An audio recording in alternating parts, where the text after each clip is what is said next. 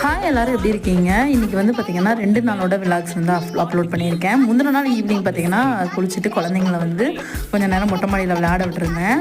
கீரை வந்து சாப்பிட்டு ரொம்ப நாள் ஆயிடுச்சு. கீரை வாங்கிட்டு வாங்க, நல்லது, ரொம்ப ஹெல்த்தி, அதெல்லாம் நம்ம அடிக்கடி சாப்பிட்றது இல்லைன்னு சொன்னதுக்காக என் ஹஸ்பண்ட் பார்த்தீங்க அப்படின்னா மொத்தமாக கீரை தானே சாப்பிடணும்னு சொல்லிட்டு மொத்தமாக வாங்கிட்டு வந்துட்டாங்க. சரின்னு சொல்லி அதெல்லாம் ஆஞ்சு உள்ளே வச்சிருந்தேன். மறுநாள் காலையில் பாப்பாவை சின்ன பாப்பாவையும் ஸ்கூல் விடலாம்னு சொல்லி பிளான் பண்ணியிருந்தோம். நல்லா இருக்குது அப்படின்னு சொல்லிட்டு அவளுமே ரொம்ப எக்ஸைட்டடாக போயிருந்தான். ஆனால் என்னோட ஃபீலிங் வந்து ரொம்ப டிஃப்ரெண்ட்டாக இருந்தது. வீட்டில் யாருமே இல்லாத மாதிரி சைலண்ட்டாக இருந்தது.